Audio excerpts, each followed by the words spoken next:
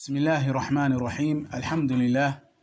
والصلاة والسلام على رسول الله وعلى آله وأصحابه أجمعين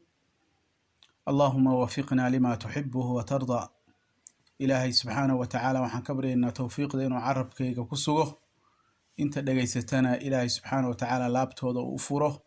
وننقدق الذين يستمعون القول فيتبعون أحسنه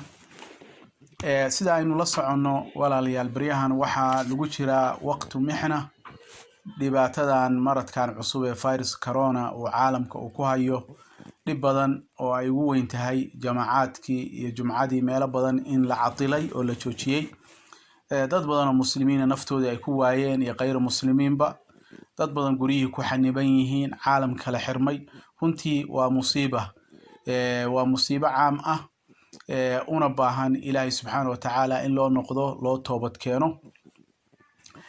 wax yar oo clipkan waxaan ku duubayaa marka arrinka ku saabsan anoo dhinac kale ka eegaya runtii saan la socono baryahan waxa aad social media ugu badan warar aan xiise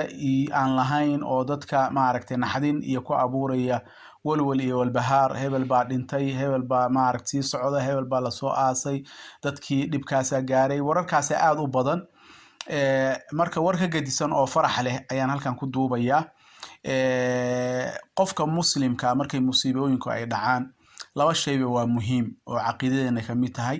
midka koowaad qofka markay dhib ay ku dhacdo noocay doonto ha ahaato ama geeri ha ahaato ama col ha ahaado ama caafimaad darro ha ahaado ama musiibo maalkiisa ama ilmihiisa ama ehelkiisa ku dhacda ha ahaato waxaa loo baahan yahay qofka muslimka ah in uu yiraahdo inna lillahi wa inna ilayhi raaji'uun in uu qofka muslimka uu ilaahay u toobad keeno ilaahayna uu baryo ayaa loo baahan yahay baryada in la badiyo markii dhib ay kugu dhacdo ilaahay inuu dhibka ka faydo in ilaahay baryadiisa gacmaha loo horsado ilaahay la baryo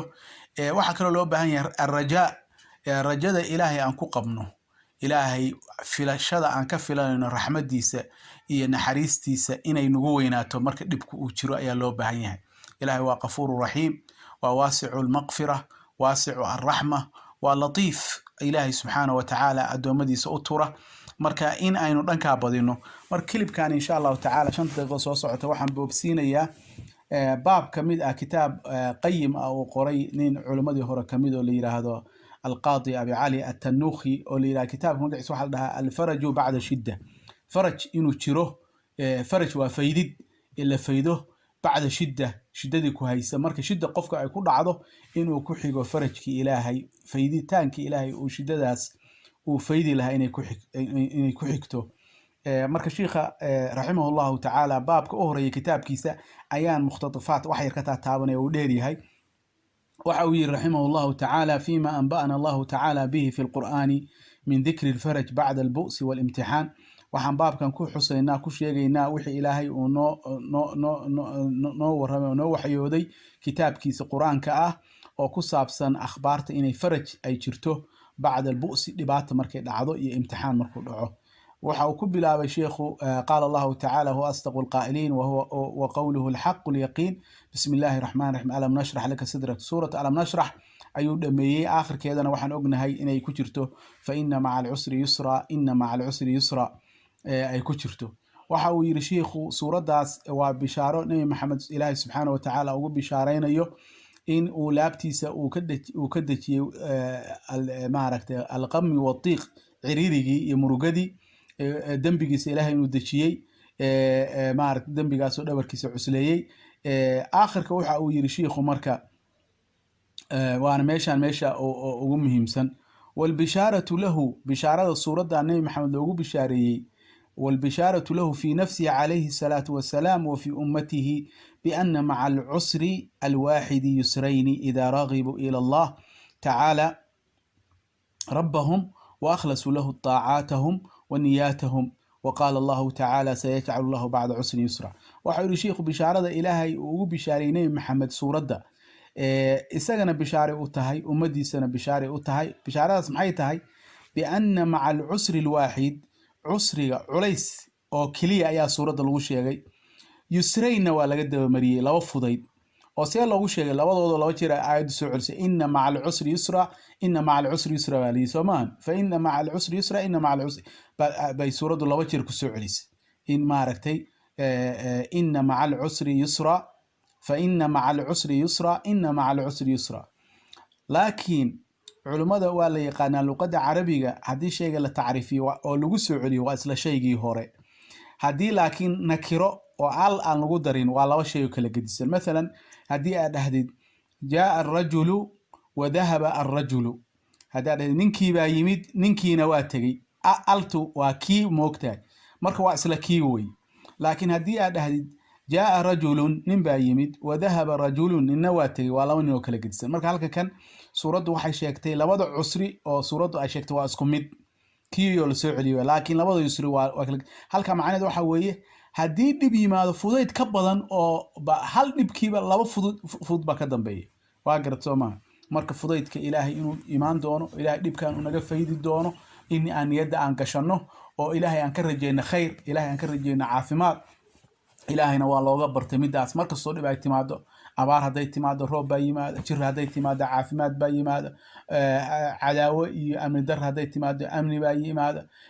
hadday ay gaajo ay timaado iyo faqri barwaaqo iyo khayr baa ka dambeeya, hadday jirooyin ay yimaadaan caafimaad baa ka dambeeya. inaan saas aaniyadda aan gashanno ayaa loo baahaya. marka kadib sheekhu wuxuu akhriyay aayado badan oo kusoo arooray ilaahay farajkiisa, sayajcalu llahu bacda cusrin yusra. ilaahay wuxuu yidhi cusri kasta, culays kastoo idinku yimaada fudayd baa ka dambeeya, eedadoo ogaada. ilaahay wuxuu aayad kale ku yiri waman yattaqi illaaha, qofkii alla ka dhowrsada oo ilaahay ateeca awaamirtiisa raaca nawaahidiis ka fogaad, sayajcalu waman yattaqi illaaha yajcal lahu makhraja. ilaahay waxa uu culays kasta iyo ciriir kasta meel uga baxo ilaahay u sameeya. ويرزقه إلهي وحكا أرزاقا من حيث لا يحتسب ميل أسن كفلني. ومن يتوكل على الله قفك إلهي تلسارته oo ilaahay arinkiisa u dhiibto fa xasbu ilaahay baa ku filan. ilaah wadaan taladaada ku dhiibana, ilaah dhibkan naga fay. وقال جل ثناؤه إلهي waxa uu yiri amaantiisu weynaatay oo badatay إلهي سبحانه وتعالى أليس الله بكاف عبده ويخوفونك بالذين من دوني. إلهي موسى أدونكيس كفلنين marka ay ilaahay qeyrkiis ku bajinayaan, ilaahay waa ku filan yahay adoonkiisa balaawi, ilaahay waa ku filan yahay. marka ilaahay inaan tala saarano, ilaahay inuu nagu filan yahay, ilaahay barino. aayad kale ilaahay wuxuu ku yiri subhanahu wa ta'ala وإذا مس الإنسان ضر دعانا لجنبه أو قاعدا أو قائما فلما كشفنا عنه ضره مر كأن لم يدعنا. markii oo qofka dhib uu ku dhaco oo dhib ay soo gaarto oo uuna baryo fadhi iyo istaagba oo aan ka faydno dhibkii hayay, bini aadamka waxaa lagu yaqaanaa in uu cisyaan la yimaado oo ilaahay isu ku shukrin. marka ilaahay aan barino oo ilaahay aan idhaahno ilaahu dhibka naga fay. هو إلهي سبحانه وتعالى آيات بدن بشيخ سوى حشري قل من ينجيكم من ظلمات البر والبحر تدعونه تضرعا. يا إن كفيده ما ركتي دبك مركو بضع إنكو قبصة إلهي إن كفيده وي سبحانه وتعالى. وحاوي شيخ رحمه الله تعالى آياتها والشيغي وحا كمد أمن يجيب المضطر إذا دعاه ويكشف السوء ويجعلكم خلفاء الأرض. يا دبك فايده markii dib u yimaado Allah baa fayda. yaa ajiiba qofka dib ku hayso markuu gacmaha u taaga, ilaahay baa ajiiba subhanahu wa ta'ala. yaa dhulkan khulafa naga dhigay, ilaahay baa naga dhigay subhanahu wa ta'ala. yaa ilaahay subhanahu wa ta'ala ilaahan ahayn ma jiro. وقال ربكم ادعوني استجب لكم إن الذين يستكبرون عن عبادتي سيدخلون جهنم داخرين. xogaa boobsiina yaa si ay santoman daqiiqo u dhaafay. ilaahay barya buu yiri kuwa iska waaweynaya baryadayda maaragtay naar bay galayaan. wa ufawwidu amri ila Allah in Allah basirun bil ibad. amarkayga ilaahay baan u dhiibanaya. in Allah ilaahay subhanahu wa ta'ala ki adoomadiisa u jeeda way. fawaqahu Allah sayyi'ati ma makaru. ilaahay waxa uu ka dhowray dhibkii ay u maleegayeen maaragtay. waa ninkii mu'min ali fir'aun oo dhibka maaragtay qoomkiisii وحاق بآل فرعون سوء العذاب وأفوض أمري إلى الله. أرنك إلهي ما أديبتي وير يا إلهي مكري مرك كوي كعلي مكري قول إلهي وحي يري. وإذا سألك عبادي مكي أدو مضيد أي إبريان سألك عبادي عني وإذا سألك عبادي عني هدي أدو مضيد يكاوي دي أنا محمد فإني قريب وهاي أجيب دعوة الداعي كان إبريا وأن أجيبه إذا دعاني مركو إبريا فليستجيبوا لي وليؤمنوا بها أجيبين مارت أوامرتي ذو هاي روميان وهاي بريان. إلهي وحوير ولنبلونكم بشيء من الخوف والجوع ونقص من الأموال والأنفس والثمرات وبشر الصابرين الذين إذا أصابتهم مصيبة قالوا إنا لله وإنا إليه راجعون أولئك عليهم صلوات من ربهم ورحمة وأولئك هم المهتدون. aayadaas ilaahay waxa uu ku leeyahay waa imtixaami waa jarribayna waa imtixaamina cabsi iyo gaajo iyo amwaasho idinka xoolihiinoo nuqsaan ku dhaco naftiinoo nuqsaan ku dhaco dad idinka dhintaan miraho idin soo bixi waay ilaahay wuxuu leeyahay kuwii sabra laakiin kuwaasa bishaare helaya kuwaasa ajir helaya kuwaasoo yiraahda ida asaabatu musiiba markay musiiba ku dhacdo dhaha قالوا إنا لله وإنا إليه راجعون كواس أولئك عليهم صلوات من ربهم ورحمة وحد شوضة نحريث ربي معركتي رحمة أولئك هم المهتدون وكوها ننسن. وقال الله عز وجل الذين قال لهم الناس إن الناس قد جمعوا لكم فاخشوهم فزادهم إيمانا وقالوا حسبنا الله ونعم الوكيل فانقلبوا بنعمة من الله وفضل لم يمسسهم سوء واتبعوا رضوان الله والله ذو الفضل عظيم والله ذو فضل عظيم. taasna waxay nabi maxamed iyo saxaabadiisii markii dagaalkii dhaawac badan uu ka soo gaaray Uhud oo la aasay dadkii shuhadada ahaa nabi maxamed wuxuu yiri gaaladii aan ka daba tagno iyagoo dhexda ku sii jira qolaati damacday inay bajiyaan oo ay ku yiraahdaan Quraysh waa idinku soo noqotay markaasay waxay dhaheen xasbunallahu wa ni'mal wakiil ilaahay baanu tala saaranay fanqalabu bi ni'mati min Allah wa fadlin marka waxa loo baahan dib markii uu nagu dhaco inaan yiraahno xasbunallahu wa ni'mal wakiil ilaahay oo aan ku tala saaranay dibka naga fayd inaan yiraahno. وروي يعني حسن البصري وحا وري حسن البصري تابعي ويناي مشهور كها قال وحا يري عجبا لمكروب غفل عن خمس وقد عرف ما جعل لمن قال هنا وحا لا يابي بيرقف maaragtay dib ay soo gaadhay kurbo iyo walwal uu soo gaaro qaafilka ashan arimood isaga oo la og yahay shanta arimood waxa ilaahay uu ka dambeysiyay shantu maxay shan aayadood buu akhriyay sheekhu wuxuu yiri ilaahay wuxuu yiri wala nabluwannakum bi shay'in min al-khawfi wal-ju'i ila aakhir markaas ilaahay wuxuu yiri